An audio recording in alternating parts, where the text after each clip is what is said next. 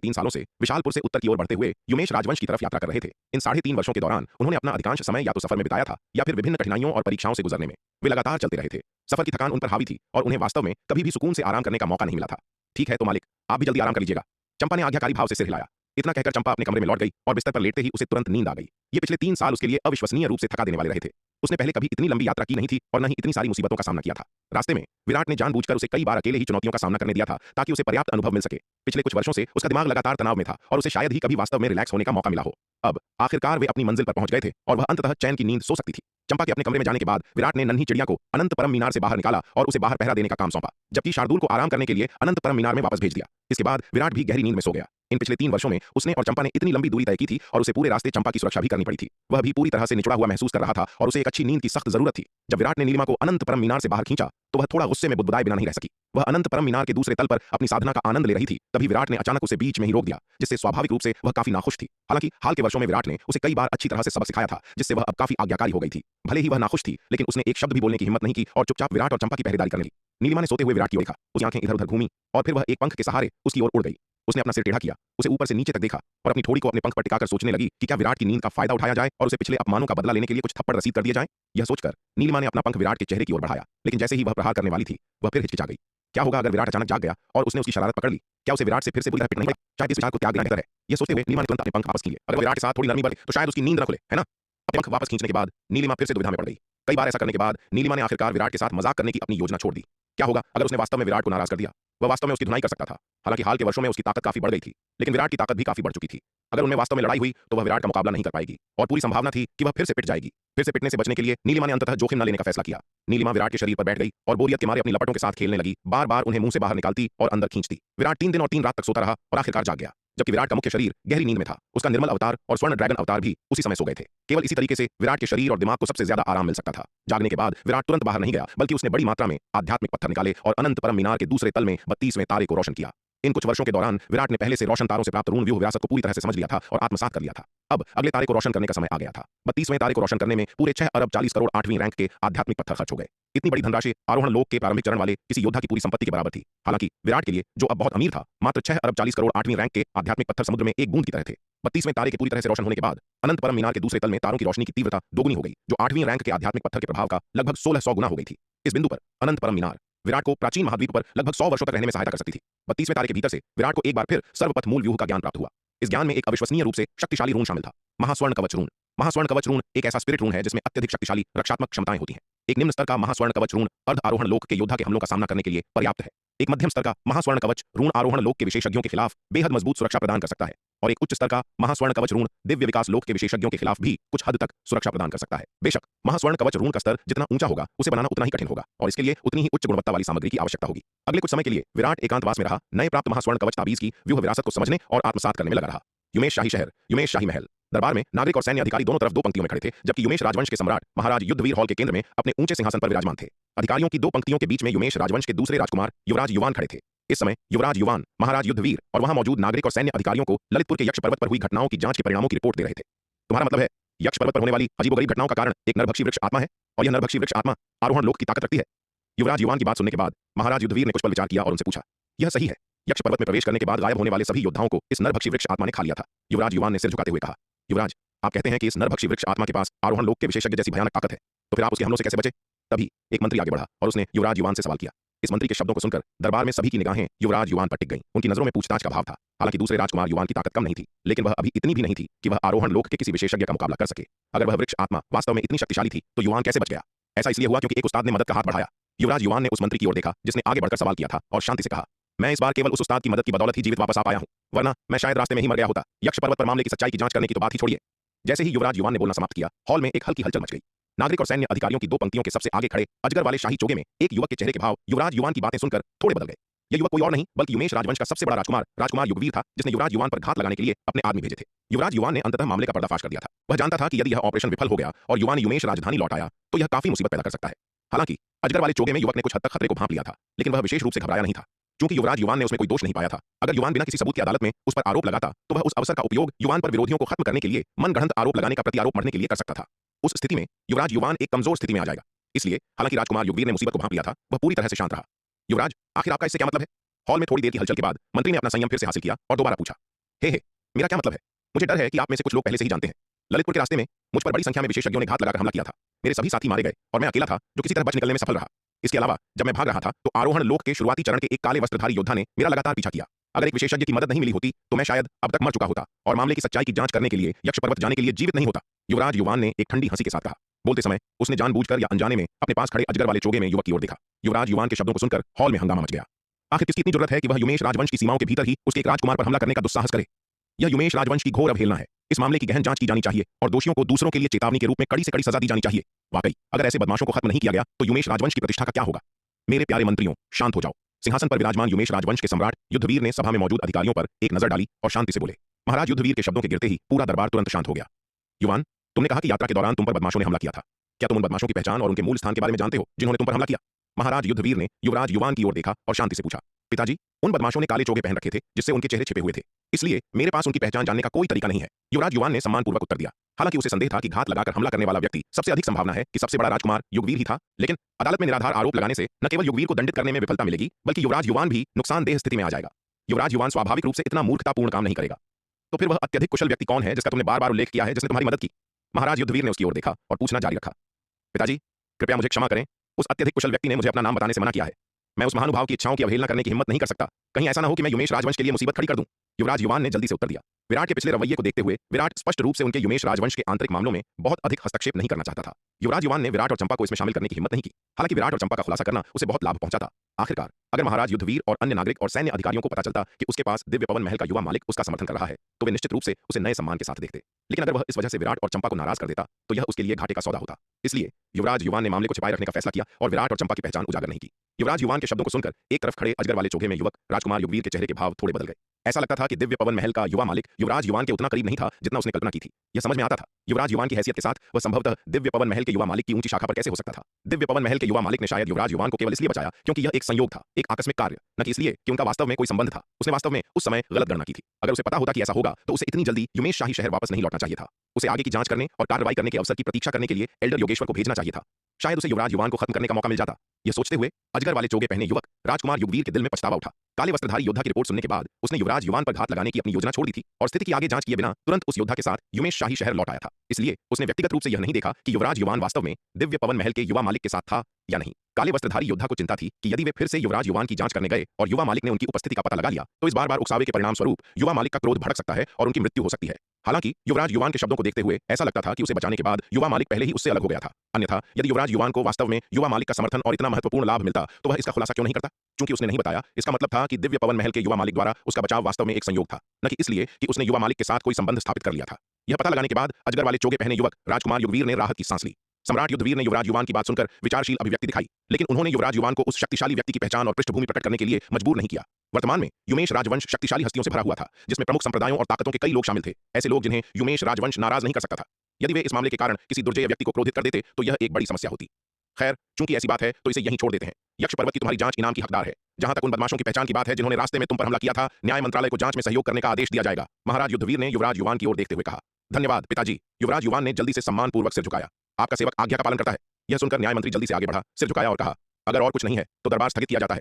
महाराज युद्धवीर ने अपना हाथ लहराया और कहा। इसके साथ ही वह ड्रैगन सिंहासन से उठे और जाने के लिए मुड़ गए। सच्चाई यह थी कि वह अच्छी तरह जानते थे कि युवराज युवान पर हमले के पीछे कौन था। राजकुमार युगवीर के अलावा किसी और के पास ऐसे कृत्य के लिए कोई मकसद नहीं था, लेकिन यह जानते हुए भी कि इसके पीछे राजकुमार युगवीर का हाथ था, महाराज युद्धवीर ने कुछ न जानने का नाटक किया।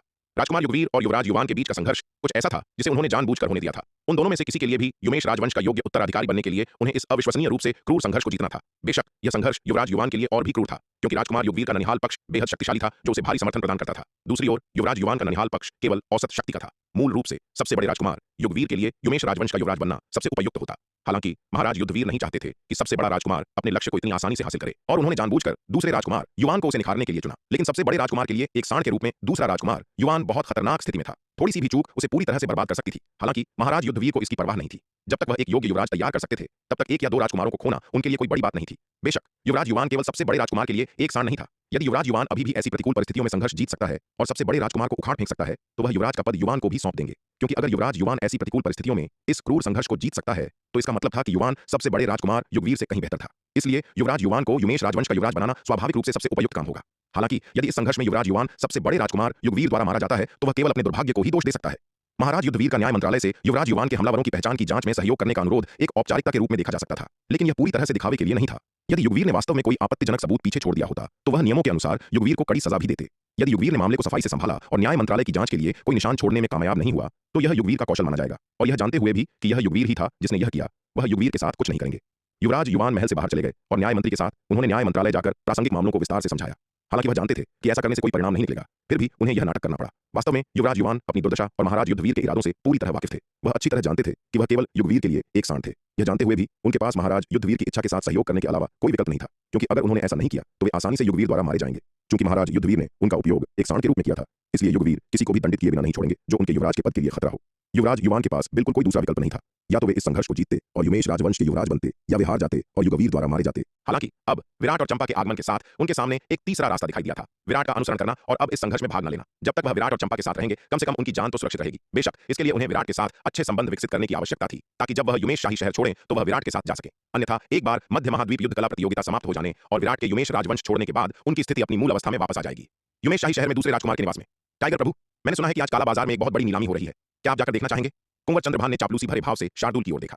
शार्दुल का गुर्गा बनने के बाद से कुंवर चंद्रभान ने उसे खुश करने के लिए हर संभव कोशिश की थी। शार्दुल की चापलूसी करने के उनके श्रम साध्य प्रयास उससे कोई लाभ प्राप्त करने के लिए नहीं थे, बल्कि केवल कुछ और बार पिटने से बचने के लिए थे। इस बेवकूफ बाघ की ताकत वास्तव में भयानक थी। आखिरकार वह अर्ध आरोहण लोक का एक शक्तिशाली विशेषज्ञ था, लेकिन इस बेवकूफ बाघ के हाथों के नीचे वह एक चाल का भी सामना नहीं कर सका। कई बार कुंवर चंद्रभान शार्दुल के गुर्गे के रूप में अपनी स्थिति से छुटकारा पाना चाहता था। आखिरकार वह चंद्रल राजवंश का एक राजकुमार और इसका शीर्ष योद्धा था। एक बेवकूफ बाघ का गुर्गा होना बहुत अपमानजनक था। अगर यह बात बाहर फैल गई तो उसके पास घर जाने के लिए चेहरा नहीं बचेगा। लेकिन उसके प्रतिरोध के कुछ कृत्यों में से प्रत्येक का परिणाम शार्दुल से अच्छी तरह पिटने के रूप में निकला। इसके अलावा उन कुछ प्रतिरोधों के बाद से बेवकूफ बाघ ने उसे पसंद कर लिया था और जरा सी भी उकसावे पर उसे पिटाई के लिए खींच लेता था। इससे कुंवर चंद्रभान के पास निकलने के लिए एक कड़वी गोली बची थी। वह अब बेवकूफ बाघ का गुर्गा होने की स्थिति से बचना नहीं चाहता था, वह बस दिन में पिटने से बचना चाहता था। कुंवर चंद्रभान यहां तक कि बेवकूफ बाघ की पिटाई से तेज हाथों अपनी जान गंवा सकता है। एक नीलामी? कैसी नीलामी? कुंवर चंद्रभान की बातें सुनकर शार्दुल ने अपना बड़ा मासूम दिखने वाला सिर टेढ़ा किया और उसे एक गहरी दबी हुई नजर से देखा। कुंवर चंद्रभान, मुझे बेवकूफ बनाने की कोशिश मत करना, मेरे पंजे लड़ाई के लिए खुजली कर रहे हैं। टाइगर प्रभु, मैं आपको बेवकूफ बनाने की हिम्मत कैसे कर सकता हूं? शार्दुल के शब्दों पर कुंवर चंद्रभान सिहर उठा और जल्दी से बोला, वास्तव में आज काला बाजार में एक नीलामी है। मैंने सुना है कि यह काफी बड़ी है, चलो जाकर देखते हैं, शायद हम कुछ अच्छी चीजें हथिया सकें। शार्दुल ने अपना सिर टेढ़ा किया, एक पल के लिए सोचा और अंत में कुंवर चंद्रभान की ओर देखा और कहा, मैं इस बार तुम पर भरोसा करूंगा, लेकिन मुझे पहले बॉस की राय लेनी होगी, तुम यहीं रुको। इतना कहकर शार्दुल मुड़ा और विराट के निवास की ओर चल दिया। युवराज युवान का निवास बहुत बड़ा था। विराट और चंपा के वहां आने के बाद उसने उनके लिए एक बड़ा क्षेत्र निर्धारित किया और नौकरों को उन्हें परेशान न करने का निर्देश दिया। अनंत परम मीनार के दूसरे तल पर कुछ दिनों तक आराम करने के बाद शार्दुल ने स्वेच्छा से विराट के लिए गेट की रखवाली की। जो कोई भी विराट को खोजना चाहता था उसे पहले उससे होकर गुजरना पड़ता था, यहां तक कि युवराज युवान और कुंवर चंद्रभान को भी। काला बाजार, नीलामी घर। शार्दुल की बातें सुनकर विराट चौंक गया। बॉस, कुंवर चंद्रभान ने ऐसा कहा, मुझे नहीं लगता कि वह झूठ बोल रहा है, इसलिए मैं आपसे पूछने आया कि क्या आप जाकर देखना चाहते हैं? शार्दुल ने जल्दी से कहा, हम। विराट ने एक पल सोचा, फिर से हिलाया और कहा, ठीक है, चलो जाकर देखते हैं। वैसे भी अभी करने के लिए और कुछ नहीं है। वह काला बाजार के बारे में ज्यादा नहीं जानता था। हालांकि पवनगढ़ राजवंश, जशपुर राजवंश और गांवहर राजवंश में काले बाजार मौजूद हैं, लेकिन केतु का पीछा करते हुए एक बार उसमें प्रवेश करने के अलावा विराट शायद ही कभी वहां जाता है। विराट को काले बाजार का अच्छा प्रभाव नहीं है, क्योंकि रत्न भंडार के विपरीत वे वैध व्यवसाय नहीं है, वे अंधेरे और गंदे लेन देन से भरे हुए हैं। बेशक जबकि विराट काले बाजार को नापसंद करता है, वह उन्हें सक्रिय रूप से उकसाने से भी बचता है। काला बाजार का प्रभाव बहुत बड़ा है, जबकि रत्न भंडार का व्यवसाय मुख्य रूप से मध्य महाद्वीप और पूर्वी महाद्वीप जैसे मानव बहुल क्षेत्रों में केंद्रित है। काला बाजार पूरे शक्ति सिंधु महाद्वीप में फैला हुआ है, यहाँ तक कि राक्षस और दानव जातियों के क्षेत्रों में भी मौजूद है। ये किसी एक शक्ति द्वारा नहीं चलाया जाता है, बल्कि गुप्त लेन देन के लिए अनगिनत ताकतों की आवश्यकता का उत्पाद है। काला बाजार की शक्ति इतनी विशाल है कि दाव संघ भी इसे आसानी से उकसाने के लिए तैयार नहीं है। हालांकि इसका वास्तव में कोई विशेष रुख नहीं है। यह न तो इंसानों की तरफ है और न ही राक्षसों या दानवों की तरफ। यह अनिवार्य रूप से एक विशुद्ध रूप से भूमिगत व्यापारिक जगह है। काले बाजारों को खत्म करना मुश्किल है और उन्हें खत्म करने की कीमत बहुत अधिक है। यही कारण है कि दाव संघ केवल उनके अस्तित्व के प्रति आंखें मूंद सकता है। इसके अलावा काला बाजार के भीतर कई दाव संघ के उच्च रैंक वाले अधिकारियों की उपस्थिति इसके उन्मूलन को और भी जटिल बनाती है। विराट ने चंपा को बुलाया और शार्दुल के साथ मिलकर उन्होंने हवेली छोड़ दी। बाहर इंतजार कर रहे कुंवर चंद्रभान ने उन्हें देखते ही तुरंत उनका अभिवादन किया। युवराज युवान कहाँ है? क्या वह इस बार साथ नहीं आ रहे हैं? विराट ने उसकी ओर देखते हुए पूछा। यहाँ वह आखिरकार एक मेहमान था, जबकि युवराज युवान मेजबान थे। विराट को लगा कि काला बाजार की नीलामी में शामिल होने से पहले उसे युवराज युवान को सूचित करने की आवश्यकता है। युवराज भाई महल में गए थे, शायद किसी काम को निपटाने के लिए, हमें उनका इंतजार करने की जरूरत नहीं है। वैसे भी वह इस स्तर की अनगिनत नीलामियों में जा चुके हैं। कुंवर चंद्रभान ने कहा, क्या काले बाजार में इस तरह की नीलामी अक्सर होती है? विराट ने कुछ आश्चर्यचकित होकर पूछा। ठीक है, वास्तव में अक्सर नहीं, यह समय पर निर्भर करता है। आमतौर पर इस पैमाने की नीलामी हर 10 साल में केवल एक बार आयोजित की जाती है, लेकिन अब मध्य महाद्वीप युद्ध कला प्रतियोगिता के नजदीक आने के साथ युमेश शाही शहर में अनगिनत शक्तिशाली हस्तियां इकट्ठा हो रही हैं, इसलिए मांग स्वाभाविक रूप से अधिक है। इस अवधि के दौरान इस पैमाने की नीलामी आमतौर पर हर 6 महीने में आयोजित की जाती है। मध्य महाद्वीप युद्ध कला प्रतियोगिता जितनी करीब आएगी, नीलामी उतनी ही बार आयोजित की जाएगी। आखिरकार अधिक शक्तिशाली हस्तियों के इकट्ठा होने के साथ स्वाभाविक रूप से अधिक अच्छी चीजें होती हैं, कुंवर चंद्रभान ने समझाया। कुंवर चंद्रभान का स्पष्टीकरण सुनकर विराट ने समझ में सिर हिलाया। युमेश राजवंश और यहां तक कि पूरी युद्ध कला प्रतियोगिता की स्थिति को जल्दी से समझने के लिए ऐसा लगता है कि हमें अभी भी युवराज युवान और कुंवर चंद्रभान के साथ अधिक संपर्क बनाने की आवश्यकता है। हालांकि ये दोनों विशेष रूप से मजबूत नहीं है, लेकिन वे बहुत कुछ जानते हैं। ठीक है, तो रास्ता दिखाओ, चलो काला बाजार चलते हैं और देखते हैं कि यह नीलामी कैसी है। विराट ने कुंवर चंद्रभान की ओर देखते हुए कहा। जी छोटे मालिक, कुंवर चंद्रभान ने जल्दी से सहमति व्यक्त की। कुंवर चंद्रभान स्पष्ट रूप से काला बाजार से बहुत परिचित था, वह सभी को आत्मविश्वास से इसकी ओर ले गया। युमेश शाही शहर का काला बाजार शहर के उत्तर पूर्वी जिले में स्थित है। रास्ते में विराट ने देखा कि काला बाजार के जितना करीब थे, आम लोग उतने ही कम थे और उच्च स्तरीय योद्धा उतने ही अधिक थे। स्पष्ट रूप से आम लोग काला बाजार के पास रहने के लिए तैयार नहीं थे, क्योंकि काला बाजार के आसपास का क्षेत्र आमतौर पर अराजक था और लोग वहां आसानी से मर सकते थे। उच्च स्तरीय योद्धाओं का हाल कुछ बेहतर था, लेकिन कम खेती के स्तर वाले आम लोगों को अक्सर शक्तिशाली व्यक्तियों के बीच झड़पों का सामना करते समय संपार्श्विक क्षति का सामना करना पड़ता था। यहाँ तक कि युमेश शाही परिवार भी काला बाजार के आसपास के क्षेत्र में हस्तक्षेप करने के लिए अनिच्छुक था, क्योंकि वे इसे प्रबंधित नहीं कर सकते थे। खासकर जैसे जैसे मध्य महाद्वीप युद्ध कला प्रतियोगिता नजदीक आ रही थी, अनगिनत शक्तिशाली हस्तियां इकट्ठा हुई और कई प्रमुख संप्रदाय और ताकतें युमेश राजवंश के नियंत्रण से बाहर थीं। इसलिए युमेश राजवंश ने इन मामलों को छोड़ दिया। दाव संघ के आगमन से पहले युमेश शाही शहर अपनी सबसे अराजक स्थिति में था। दाव संघ के आगमन के बाद ही विभिन्न शक्तिशाली ताकतों के अधिक सतर्क होने के साथ स्थिति में सुधार हुआ। जल्द ही समूह काला बाजार पहुंचा। यह काला बाजार काफी बड़ा है। विराट ने अपने सामने की विशाल संरचना पर एक नजर डाली और थोड़ी प्रशंसा के साथ टिप्पणी की। काला बाजार कम से कम 10 लाख वर्ग मील के क्षेत्र में फैला हुआ था। युमेश शाही शहर के भीतर यह काला बाजार अनिवार्य रूप से शहर के भीतर एक शहर था। अविश्वसनीय रूप से महंगे युमेश शाही शहर में तथ्य यह है कि इस काला बाजार के पास इतनी बड़ी जमीन का टुकड़ा है, इसकी अपार शक्ति को प्रदर्शित करता है। बेशक, कुंवर चंद्रभान ने कहा, युमेश शाही शहर के भीतर काला बाजार का पैमाना केवल युमेश शाही महल और रत्न भंडार के बाद दूसरे स्थान पर है। विराट ने दूसरों के साथ अंदर जाने से पहले बाहर से काला बाजार के चारों ओर देखा। आज नीलामी आयोजित होने के कारण काला बाजार में उमड़ने वाले योद्धाओं की संख्या बहुत अधिक थी। लोगों का एक वास्तविक समुद्र। छोटे मालिक, युवा मालकिन, क्या हमें भेष बदल कक्ष में जाना चाहिए और कुछ चोगे किराए पर लेने चाहिए? कुंवर चंद्रभान ने काला बाजार में प्रवेश करने के बाद विराट और चंपा से पूछा, कैसा भेष बदल कक्ष? विराट यह सुनकर चौंक गया और उसने भ्रम में पूछा। वह पहले पवनगढ़ राजवंश में काला बाजार गया था, लेकिन उसने कभी भेष बदल कक्ष के बारे में नहीं सुना था। छोटे मालिक, बात ऐसी है, युमेश शाही शहर जैसे बड़े शहरों में कुछ लोग जो अपनी पहचान छिपाना चाहते हैं, उनकी जरूरतों को पूरा करने के लिए काला बाजार में एक भेष बदल कक्ष स्थापित किया गया है। इस भेष बदल कक्ष में काला बाजार एक विशेष चोगा प्रदान करता है। इस चोगे में बहुत मजबूत छिपाव प्रभाव होता है, जो न केवल किसी की आभा को छिपाता है बल्कि बाहरी जांच को भी रोकता है। भेष बदल कक्ष में प्रवेश करने के बाद जब आप बाहर आते हैं तो किसी को पता नहीं चलेगा कि चोगे के पीछे कौन है। काला बाजार में आपने जो किया है उसे पूरा करने के बाद जब आप बाहर आते हैं तो आप वापस भेष बदल कक्ष में जाते हैं, काला बाजार को चोगा लौटाते हैं और फिर बाहर आते हैं। इस तरह किसी को पता नहीं चलेगा कि आपने काला बाजार में क्या किया। कुंवर चंद्रभान ने विस्तार से समझाया। विराट यह सुनकर समझ गया, ऐसा लगता है कि यह भेष बदल कक्ष केवल विशिष्ट काले बाजारों में स्थापित किया गया है। सभी काले बाजारों में यह नहीं है। भेष बदल कक्ष में ये चोगे मुफ्त नहीं है ना? विराट ने पूछा। बेशक, ये चोगे विशेष रूप से बनाए गए हैं, बेहद शक्तिशाली हैं और मैंने सुना है कि इन्हें बनाना बहुत मुश्किल है। काला बाजार में एक किराए पर लेना भी सस्ता नहीं है। यहाँ तक कि सबसे सस्ते चोगे की कीमत भी प्रति किराया 10 लाख 8वीं रैंक के आध्यात्मिक पत्थर है। कुंवर चंद्रभान ने कहा, 10 लाख 8वीं रैंक के आध्यात्मिक पत्थर केवल एक बार के किराए के लिए? विराट अवाक रह गया। यह दिन दहाड़े डकैती है। 10 लाख 8वीं रैंक के आध्यात्मिक पत्थर एक शीर्ष स्तरीय मध्यम ग्रेड 8वें क्रम का जादुई हथियार खरीद सकते हैं, लेकिन इस काला बाजार में यह केवल एक चोगा किराए पर लेने के लिए पर्याप्त है। काला बाजार वास्तव में अपने नाम के अनुरूप है। यह अविश्वसनीय रूप से भ्रष्ट है। यह सही है, यह सिर्फ सबसे सस्ता चोगा है। एक बार किराए पर लेने के लिए केवल 10 लाख 8वीं रैंक के आध्यात्मिक पत्थर। यदि आप एक उच्च स्तरीय चोगा किराए पर लेना चाहते हैं तो कीमत और भी अधिक है। मैंने सुना है कि इस काला बाजार में सबसे महंगे चोगे की कीमत एक बार किराए पर लेने के लिए पूरे 10 करोड़ 8वीं रैंक के आध्यात्मिक पत्थर है। कुंवर चंद्रभान ने कहा, इसलिए काला बाजार में केवल अपेक्षाकृत अमीर लोग ही भेष बदल कक्ष में चोगे किराए पर लेते हैं। साधारण योद्धाओं के पास न तो इतनी दौलत है और न ही वे इतनी बड़ी रकम बर्बाद करने को तैयार हैं। छोटे मालिक, क्या हमें चोगा किराए पर लेने के लिए भेष बदल कक्ष में जाना चाहिए? कुंवर चंद्रभान ने अंत में पूछा। बेशक हमें जाना चाहिए, विराट ने बिना किसी हिचकिचाहट के कहा। वह अभी युमेश शाही शहर में था और बहुत अधिक विशिष्ट नहीं होना चाहता था। दिव्य पवन महल के विशेषज्ञ अभी तक युमेश शाही शहर में नहीं आए थे और अगर कुछ हुआ तो कोई भी उसकी रक्षा नहीं करेगा। मुसीबत से बचना ही बेहतर था। चोगा किराए पर लेने की लागत विराट के लिए कुछ भी नहीं थी। विराट वास्तव में लालची था, लेकिन जब पैसे खर्च करने की बात आती थी तो वह कभी कंजूस नहीं था। शार्दुल, अपना आकार छोटा करो और मेरी आस्तीन में आ जाओ। विराट ने शार्दुल के सिर को थपथपाया और कहा, यदि शार्दुल ने अपना रूप नहीं बदला तो उनके पक्ष में ऐसा भड़कीला सफेद बाघ होने के कारण किराए के चोगे के साथ भी यह बेकार होगा। वे एक नजर में ही पहचान लिए जाएंगे। हाँ बॉस। यह सुनकर शार्दुल तुरंत एक प्यारी सी सफेद बिल्ली में बदल गया और विराट की आस्तीन में घुस गया।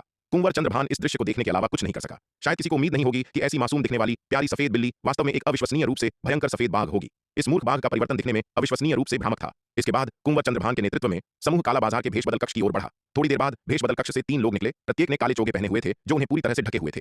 चोगों से एक रहस्यमयी आभा निकल रही थी जो न केवल उनके खेती के स्तर को छिपा रही थी बल्कि बाहरी जांच को भी पूरी तरह से रोक रही थी। विराट चोगों से निकल रही आभा को महसूस करते हुए गुप्त रूप से आश्चर्यचकित था। ऐसा लगता था कि शक्ति सिंधु महाद्वीप पर वास्तव में कई सक्षम व्यक्ति थे। कोई भी दुनिया के नायकों को कम नहीं आंक सकता था। चोगे का प्रभाव उसके द्वारा बनाए गए गोपन ताबीज के बराबर था। एक बार पहनने के बाद किसी की खेती की आभा लगभग पूरी तरह से छिप जाती थी, जिससे बाहरी लोगों के लिए किसी के खेती के स्तर को समझना मुश्किल हो जाता था। बेशक, जबकि चोगा दूसरों की जांच को छिपा सकता था, यह विराट की जांच को नहीं छिपा सकता था। विराट ने अपनी दिव्य दृष्टि को सक्रिय करने का प्रयास किया, यह पता लगाते हुए कि उसकी नजर अभी भी चोगे के छिपाव को भेद सकती है, सीधे इसके पीछे के चेहरों और नीचे के योद्धाओं के खेती के स्तर को देख सकती है। दिव्य दृष्टि के निरीक्षण के तहत कुछ भी छिपाया नहीं जा सकता था। चलो। विराट ने चारों ओर देखा और अपना हाथ लहराया। हालांकि जैसे ही वह आगे बढ़ने वाला था, वह अचानक रुक गया और एक दिशा में देखा। उस दिशा में एक आलसी दिखने वाला युवक धीरे धीरे भेष बदल कक्ष की ओर चल रहा था। जबिन। विराट को इस काला बाजार में फिर से जबिन से मिलने की उम्मीद नहीं थी।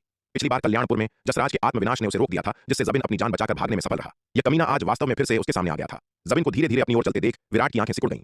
इस समय जबिन ने वास्तव में महान क्षेत्र के चरम को तोड़ दिया था। ऐसा लगता था कि सूर्य संप्रदाय के खंडहरों में औषधि भवन में इस कमीने को जो अवसर मिला था वह वास्तव में काफी था। महज कुछ ही सालों में उसने वास्तव में एक और दायरे को तोड़ दिया था। हालांकि जबिन की आभा कमजोर और अस्थिर थी। उसका चरम महान क्षेत्र का खेती स्तर बेहद असंतुलित लग रहा था। स्पष्ट रूप से बिना किसी तड़के या स्त्रीकरण के गोलियों द्वारा जबरन बढ़ाया गया था। इसके अलावा ऐसा लग रहा था कि उसने हाल ही में महान क्षेत्र के चरम को तोड़ा था। जबिन को देखकर विराट उसे थप्पड़ मारकर मारने की इच्छा को रोक नहीं पाया, लेकिन यह याद करते हुए कि वे काला बाजार में थे जहां योद्धाओं को लड़ने की सख्त मनाही थी, विराट पीछे हट गया।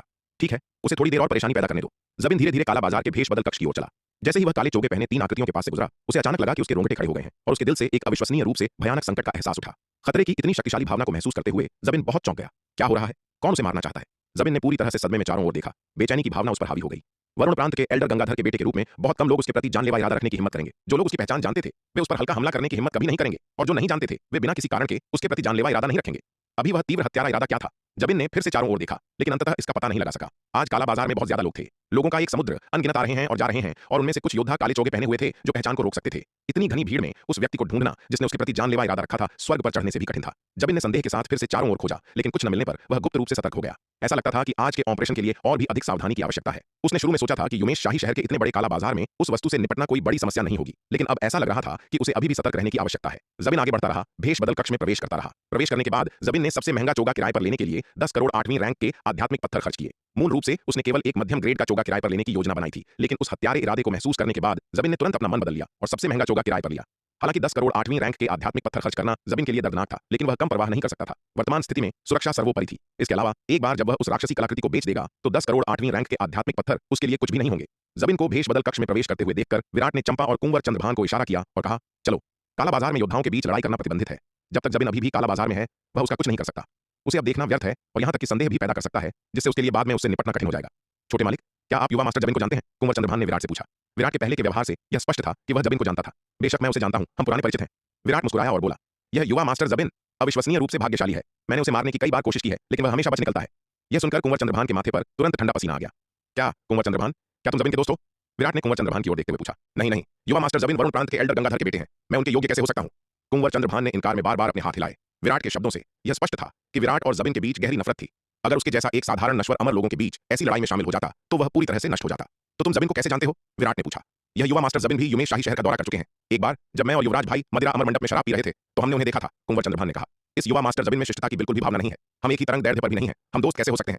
कुंवर चंद्रभान रुका, फिर जोड़ा। वर्षों पहले जब वह और युवराज युवान मदिरा अमर मंडप में शराब पी रहे थे, तो उसने व्यक्तिगत रूप से वहां की महिलाओं के साथ जबिन की बदतमीजी देखी थी। हालांकि मदिरा अमर मंडप की महिलाएं वेश्याएं थीं, जो पुरुषों का मनोरंजन करने के लिए अपने शरीर का उपयोग करती थीं। फिर भी वे जीवित सांस लेने वाली इंसान थीं। कुंवर चंद्रभान उन महिलाओं के साथ जबिन के क्रूर व्यवहार को बर्दाश्त नहीं कर सकता था। उसका मानना था कि जबिन के कार्य दुष्ट कल्टीवेटर्स से अलग नहीं थे। हालांकि जबिन की स्थिति के कारण वह उसे नाराज करने का जोखिम नहीं उठा सकता था और केवल आंखें मूंद सकता था।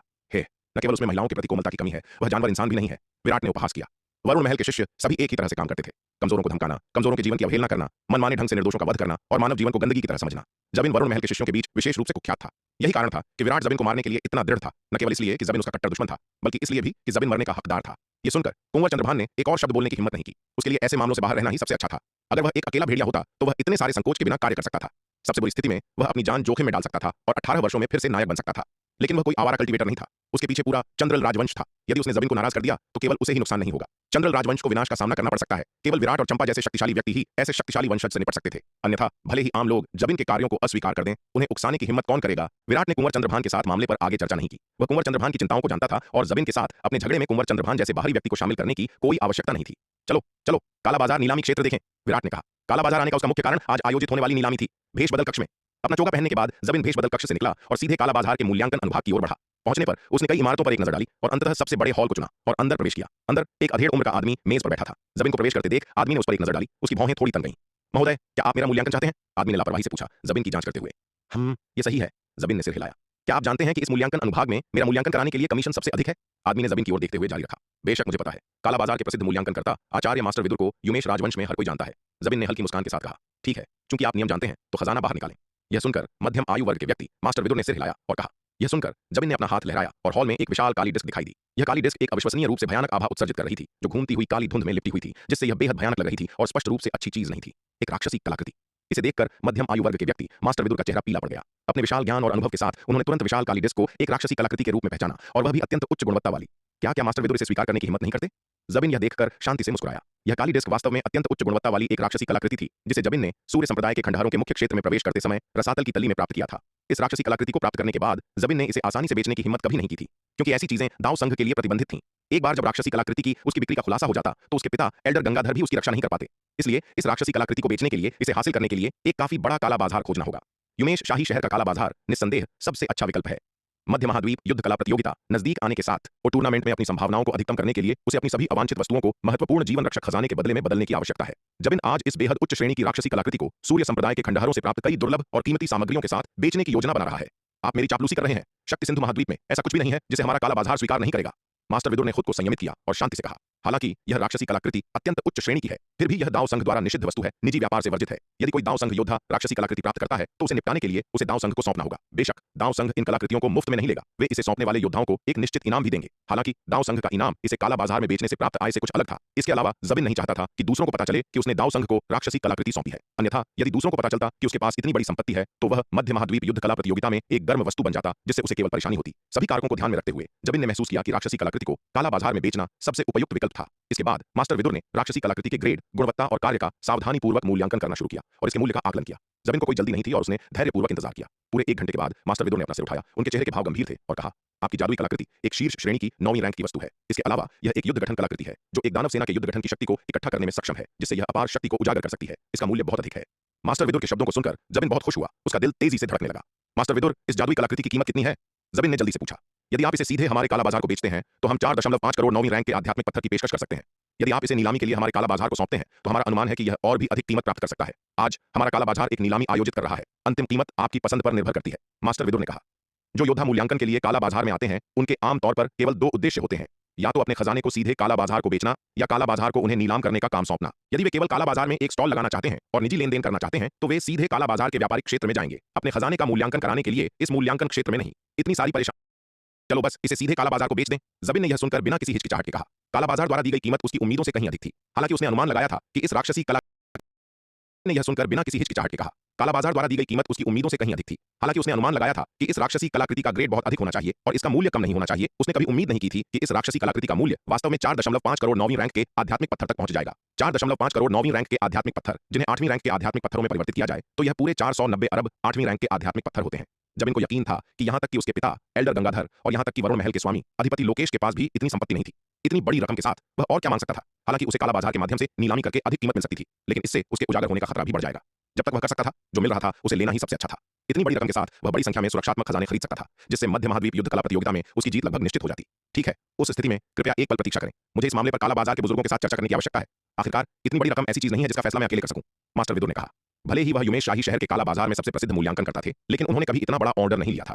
सबसे बड़ा ऑर्डर जो उन्होंने कभी लिया था वह केवल एक 9वीं रैंक का उच्च गुणवत्ता वाला जादुई हथियार था, और उन्होंने कभी भी 9वीं रैंक की उच्च गुणवत्ता या उससे ऊपर का खजाना नहीं लिया था। ऐसा इसलिए था क्योंकि 9वीं रैंक की उच्च गुणवत्ता या उससे ऊपर के खजाने आमतौर पर युमेश शाही शहर के काला बाजार में नहीं, बल्कि मध्य महाद्वीप में काला बाजार के मुख्यालय में बेचे जाते थे। इस समय मास्टर विदुर आश्चर्य और संदेह की लहर महसूस किए बिना नहीं रह सके। उन्होंने सोचा कि यह व्यक्ति कौन था जो इतनी उच्च श्रेणी की जादुई कलाकृति का उत्पादन करने में सक्षम था। हालांकि क्योंकि जबिन ने काला बाजार में सबसे उच्च श्रेणी का काला चोगा पहना हुआ था, इसलिए वह देख नहीं सकते थे कि नीचे क्या था। इसके अलावा काला बाजार के नियमों ने ग्राहकों की पहचान की जांच करने की सख्त मनाही की थी। फिर भी हालांकि मास्टर विदुर को व्यक्ति की पहचान नहीं पता थी, लेकिन जबिन द्वारा इस 9वीं रैंक की शीर्ष गुणवत्ता वाली जादुई कलाकृति को पेश करने के बाद जबिन के प्रति उनका रवैया बहुत अधिक विनम्र हो गया। आखिरकार जो योद्धा ऐसा खजाना पैदा कर सकता था वह निश्चित रूप से साधारण नहीं था। तो मैं मास्टर विदुर की अच्छी खबर के लिए यहाँ इंतजार करूंगा, जबिन ने मास्टर विदुर को नमन करते हुए कहा। मास्टर विदुर ने झुककर जवाब दिया और फिर काला बाजार के बुजुर्गों के साथ मामले पर चर्चा करने के लिए हॉल छोड़ दिया। मास्टर विदुर को हॉल से बाहर जाते हुए देखकर जबिन को यह चिंता नहीं थी कि मास्टर विदुर उसे मारने और उसका खजाना लूटने के लिए लोगों को इकट्ठा करेंगे। हालांकि काला बाजार भ्रष्ट है, लेकिन इसकी प्रतिष्ठा बहुत ऊंची है। काला बाजार में हत्या और डकैती कभी नहीं हुई। मास्टर विदुर के प्रवेश करने से पहले जबिन ने मुख्य हॉल में आधे घंटे और इंतजार किया। मास्टर विदुर, यह कैसा रहा? जबिन ने जल्दी से उनका अभिवादन किया। यह हो गया। बुजुर्गों ने सर्वसम्मति से कीमत पर सहमति व्यक्त की। मास्टर विदुर ने कहा, इस राक्षसी कलाकृति की कीमत 4.5 करोड़ 9वीं रैंक के आध्यात्मिक पत्थर रखी गई है। काला बाजार के नियमों के अनुसार वे 30% कमीशन लेते हैं, इसलिए आपको वास्तव में 3 करोड़ 15 लाख 9वीं रैंक के आध्यात्मिक पत्थर मिलने चाहिए। क्या आपको कोई आपत्ति है? यह सुनकर जबिन के दिल में दर्द हुआ। लानत है, काला बाजार वास्तव में क्रूर है। उसने अभी अभी पूरे 1 करोड़ 35 लाख 9वीं रैंक के आध्यात्मिक पत्थर खो दिए थे, जो 8वीं रैंक के आध्यात्मिक पत्थरों में परिवर्तित होने पर 135 अरब थे। अकेले काला बाजार का कमीशन एक शीर्ष श्रेणी का 9वीं रैंक का जादुई हथियार खरीदने के लिए पर्याप्त था। शीर्ष श्रेणी के 9वीं रैंक के जादुई हथियारों के बीच कीमत का अंतर भी बहुत बड़ा था। जबिन द्वारा प्राप्त जादुई कलाकृति इतनी कीमती थी क्योंकि यह युद्ध गठन श्रेणी की थी और इसे शीर्ष स्तरीय 9वीं रैंक के जादुई खजानों में से एक माना जाता था। साधारण 9वीं रैंक के जादुई खजाने 4.5 करोड़ 9वीं रैंक के आध्यात्मिक पत्थर नहीं लाएंगे। बेशक मुझे कोई आपत्ति नहीं है, क्योंकि हम काला बाजार में व्यापार कर रहे हैं, हमें इसके नियमों का पालन करना चाहिए, जबिन ने जबरदस्ती मुस्कुराते हुए कहा। हालांकि उसका चेहरा एक काले चोगे के नीचे छिपा हुआ था और मास्टर विदुर उसके भाव नहीं देख सकते थे। बहुत अच्छा, तो यह तय हो गया है। मास्टर विदुर ने सिर हिलाया। उसने फिर एक स्थानिक अंगूठी निकाली और इसे जबिन को सौंप दिया और कहा, इस स्थानिक अंगूठी में 3 करोड़ 15 लाख 9वीं रैंक के आध्यात्मिक पत्थर हैं, कृपया इसे स्वीकार करें। यह देखकर जबिन ने जल्दी से स्थानिक अंगूठी ली और उसकी जांच करने के लिए अपनी दिव्य चेतना का उपयोग किया। स्थानिक अंगूठी के अंदर 9वीं रैंक के आध्यात्मिक पत्थरों का पहाड़ देखकर जबिन बहुत खुश हुआ। आज के काला बाजार के लेन देन से प्राप्त राशि उसकी उम्मीदों से कहीं अधिक थी। उसने अपने पूरे जीवन में इतनी बड़ी रकम कभी नहीं देखी थी। अत्यधिक खुशी ने उसे लगभग मौके पर ही बेहोश कर दिया। जबिन को अपनी उत्तेजित अवस्था से शांत होने में काफी समय लगा। धन्यवाद मास्टर विदुर, जबिन ने कृतज्ञता में मास्टर विदुर को नमन किया। आप बहुत दयालु हैं। क्या आपके पास मेरे मूल्यांकन के लिए कोई अन्य खजाना है? मास्टर विदुर ने झुककर जवाब दिया। उस लेन-देन से अर्जित कमीशन ही पिछले 1000 वर्षों में उनकी कमाई के बराबर था। हालांकि वह 1 करोड़ 35 लाख 9वीं रैंक के आध्यात्मिक पत्थरों में से सब नहीं रखेंगे। उन्हें शायद इसका केवल 5वां हिस्सा ही मिलेगा, लेकिन यह अभी भी एक बहुत बड़ी रकम थी। उसके सामने वाला व्यक्ति एक बड़ा ग्राहक था और मास्टर विदुर स्वाभाविक रूप से उसके साथ अच्छे संबंध बनाना चाहते थे और जितना संभव हो उतना पैसा कमाना चाहते थे। अभी के लिए बस इतना ही, ज़बिन ने सिर हिलाया और कहा। अगर और कुछ नहीं है तो मैं छुट्टी लूंगा। हालांकि उसके पास अभी भी कई खजाने थे जिन्हें उसने बाहर नहीं निकाला था, लेकिन इतनी बड़ी रकम बनाने के बाद ज़बिन ने उन्हें लेन-देन के लिए बाहर निकालने की अपनी मूल योजना छोड़ दी। उसके पास जो पैसा था वह पहले से ही आश्चर्यजनक था। यदि वह मास्टर विदुर के साथ व्यापार करने के लिए उन खजानों को बाहर निकालना जारी रखता है तो वह काला बाजार में अपनी सुरक्षा की गारंटी नहीं दे सकता। हालांकि काला बाजार में हत्या और डकैती कभी नहीं हुई थी, लेकिन जब खजाने का मूल्य एक निश्चित स्तर पर पहुंच जाता है तो इस बात की कोई गारंटी नहीं थी कि कोई नियमों को तोड़ने और उस पर हमला करने का जोखिम नहीं उठाएगा। सुरक्षा के लिए जल्दी निकलना सबसे अच्छा था। हाँ, उस स्थिति में अगली बार वापस स्वागत है। मास्टर विदुर ने भी विनम्रता से नमन किया। ज़बिन जल्दी से मुख्य हॉल से बाहर निकला और भेष बदल कक्ष में लौट आया। उसने फिर से बाहर निकलने से पहले एक और काला चोगा बदला। कौन कौन था यह पहचानने के लिए भेष बदल कक्ष से एक त्वरित सैर ही काफी थी। सबसे पहले भेष बदल कक्ष में आने जाने वाले बहुत से लोग थे। दूसरे, काले चोगे के नीचे हर कोई लगभग एक जैसा दिखता था। इसके अलावा काला बाजार के प्रत्येक क्षेत्र का प्रबंधन अलग अलग लोगों द्वारा किया जाता था। मूल्यांकन क्षेत्र के प्रभारी काला बाजार के योद्धा अपनी पहुंच भेष बदल कक्ष तक नहीं बढ़ा सकते थे। एक और काला चोगा बदलने के बाद ज़बिन आत्मविश्वास से नीलामी क्षेत्र की ओर चला। काला बाजार नीलामी क्षेत्र। यह एक विशाल गोलाकार इमारत थी। इसमें 5 मंजिलें थीं। सबसे निचली मंजिल एक केंद्रीय मंच के चारों ओर सीटों से घिरी हुई थी, जबकि दूसरी से 5वीं मंजिलें निजी बक्से थीं। निचले स्तर की सीटें स्पष्ट रूप से उन लोगों के लिए थीं जो इतने अमीर नहीं थे। एक अपेक्षाकृत सस्ता शुल्क उन्हें सुरक्षित कर लेगा। दूसरे से 5वें स्तर के निजी कमरे धनी वीआईपी के लिए थे। दूसरे स्तर से ऊपर कमरे तेजी से आलीशान और विशाल हो गए और स्वाभाविक रूप से कमरा जितना अधिक आलीशान होगा कीमत उतनी ही अधिक होगी। इस समय काला बाजार का निचला स्तर लोगों से खचाखच भरा हुआ था, जो गतिविधियों से भरा हुआ था। गोलाकार इमारत के दूसरे से चौथे स्तर के निजी कमरे भी लगभग पूरी तरह से बुक थे। केवल शीर्ष 5वें स्तर पर कम से कम आधे कमरे खाली रहे। 5वें स्तर के कमरे बहुत महंगे थे। साधारण योद्धा उन्हें वहन नहीं कर सकते थे। इसके अलावा जो लोग उन्हें वहन कर सकते थे वे भी शायद ही कभी इतनी बड़ी रकम खर्च करते थे। केवल अत्यंत उच्च धन या स्थिति वाले लोग ही इतनी कम राशि की परवाह नहीं करेंगे और 5वें स्तर के कमरे चुनेंगे। लेकिन ऐसे योद्धा बहुत कम अल्पसंख्यक थे। इसलिए लगभग हर काला बाजार की नीलामी में 5वीं मंजिल के वीआईपी बॉक्स हमेशा कम से कम आधे खाली रहते हैं। गोलाकार इमारत के केंद्र में विशाल नीलामी मंच पर एक कम कपड़ों वाली आकर्षक रूप से सुंदर महिला एक के बाद एक खजाने की नीलामी कर रही है। नीलामी के लिए रखी गई वस्तुएं अविश्वसनीय रूप से विविध हैं। हर कल्पनीय चीज की पेशकश की जाती है, यहाँ तक कि गुलामों को भी सार्वजनिक नीलामी के लिए रखा जाता है। आकर्षक महिला द्वारा पेश की गई प्रत्येक वस्तु भीड़ के बीच बोली लगाने और हाथापाई का उन्माद पैदा करती है। इस गोलाकार इमारत की तीसरी मंजिल पर एक वीआईपी बॉक्स में विराट एक कुर्सी पर बैठा है, जो यह सब कुछ ऊब चुके भाव से देख रहा है। हालांकि विराट अब बेहद अमीर था, लेकिन उसने 5वीं मंजिल पर सबसे अच्छा निजी कमरा नहीं चुना, बल्कि इसके बजाय तीसरी मंजिल पर एक अपेक्षाकृत साधारण निजी कमरा चुना। ऐसा नहीं था कि विराट 5वीं मंजिल पर एक निजी कमरा किराए पर लेने के लिए पैसे खर्च करने को तैयार नहीं था, बल्कि बस यह था कि वह बहुत अधिक ध्यान आकर्षित नहीं करना चाहता था। नीलामी कई घंटों से चल रही थी। हालांकि कई अच्छी चीजें पेश की गई थीं, लेकिन एक भी खजाने ने विराट की रुचि नहीं जगाई या उसे प्रभावित नहीं किया। यह केवल इसलिए था क्योंकि विराट की वर्तमान संपत्ति बहुत विशाल थी और उसके स्वर्ण ड्रैगन अवतार ने विशाल दलदल के तल पर प्राचीन ड्रैगन महल के खंडहरों में अनगिनत खजाने जमा किए थे। इसका मतलब था कि विराट के पास फिलहाल किसी चीज की कमी नहीं थी। विराट के बगल में बैठी चंपा ने भी खजानों में उतनी ही कम रुचि दिखाई। विराट की सबसे करीबी विश्वास पात्रों में से एक के रूप में चंपा के पास भी खजानों या खेती के संसाधनों की कमी नहीं थी। यदि विराट के पास कुछ अच्छा होता तो वह इसे अपने पास रखने के बजाय उसे देना पसंद करता। उसके पास खजानों की कमी कैसे हो सकती थी? उन लोगों के लिए जिन्होंने दुनिया देखी थी, ये छोटे दृश्य शायद ही उनके ध्यान देने योग्य थे। दूसरी ओर कुंवर चंद्रभान नीलामी शुरू होने के बाद से बेहद उत्साहित था, यह कामना करते हुए कि वह हर एक खजाना ले सके। उसकी निगाहें गोलाकार इमारत के केंद्र में विशाल नीलामी मंच पर टिकी थीं। उसकी नजरों में उत्साह और जोश भरा हुआ था। विराट को यह भी आश्चर्य होने लगा कि क्या यह आदमी वास्तव में खजाने में दिलचस्पी रखता था या नीलामी की अध्यक्षता करने वाली आकर्षक और सुंदर महिला में। यह कहा जाना चाहिए महिला निर्विवाद रूप से सेक्सी और मोहक थी, खासकर अपने कम कपड़ों वाले शरीर के साथ, जो हर आंदोलन के साथ लगातार झलक दिखा रहा था, अंतहीन रूप से दिल के तारों को हिला रहा था। उसकी आवाज भी उतनी ही मनमोहक थी। जब भी वह बोलती थी तो नीलामी हॉल में योद्धाओं के बीच बोली लगाने का उन्माद प्रज्वलित करती थी। क्या ये योद्धा वास्तव में खजाने के लिए प्रतिस्पर्धा कर रहे थे या केवल महिला का ध्यान आकर्षित करने की कोशिश कर रहे थे? यह स्पष्ट नहीं था। नीलामी हॉल में सभी योद्धाओं ने उस तरह के काले चोगे नहीं पहने थे जो काला बाजार में मिलते थे और जो उनकी आभा को छिपा सकते थे और पहचान को रोक सकते थे। नीलामी में भाग लेने वाले योद्धाओं में से 10वें हिस्से से भी कम ने काले चोगे पहने थे। विशाल बहुमत ने काला बाजार से उन काले चोगों में से एक को किराए पर लेने के लिए भेष बदल कक्ष में नहीं गए थे। इनमें से कुछ योद्धाओं ने काले चोगे किराए पर नहीं लिए क्योंकि वे पैसे बर्बाद करने को तैयार नहीं थे, जबकि अन्य अपनी ताकत के प्रति पूरी तरह से आश्वस्त थे और फिर भी अन्य जानबूझकर अपनी स्थिति का दिखावा करना चाहते थे।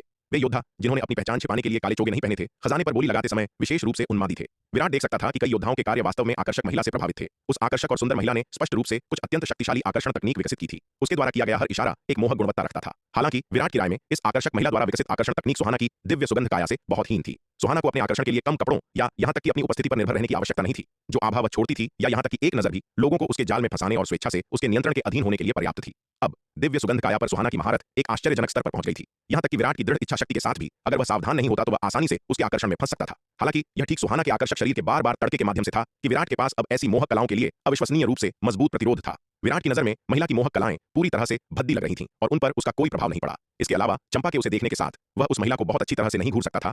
यदि उसकी नजर उस पर एक पल के लिए भी टिकी रहती तो चंपा अपने गाल फुला लेती और नाराज दिखती।